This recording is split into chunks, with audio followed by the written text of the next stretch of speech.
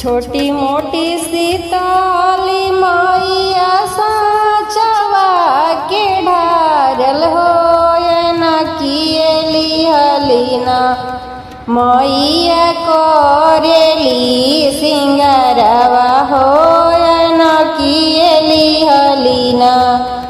छोटी मोटी सीताली मैया साचवा के ढारल हो ऐना किएली हलीना मैया करेली सिंगारवा हो ऐना किएली हलीना।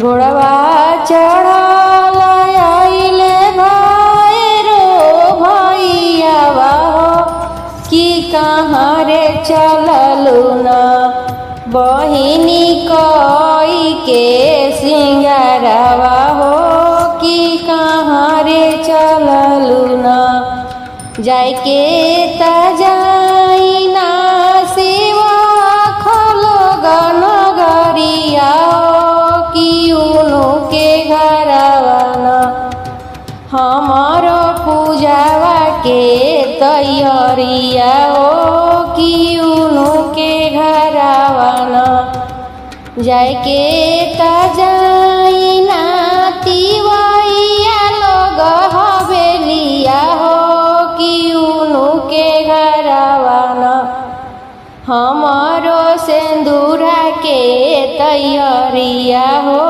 कि उनु के घरवा न।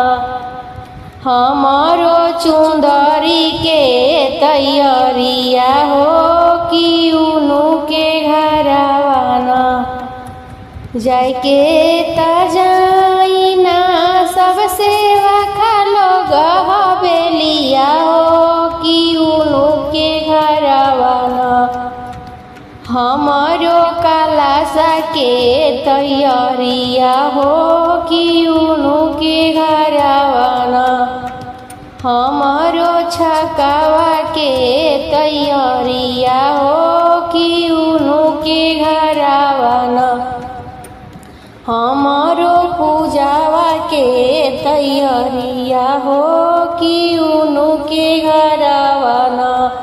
छोटी मोटी सीताली मैया साचवा के ढारलो ऐना किएली हलीना मैया करेली सिंगारवा हो ऐना किएली हलीना मैया करेली सिंगारवा।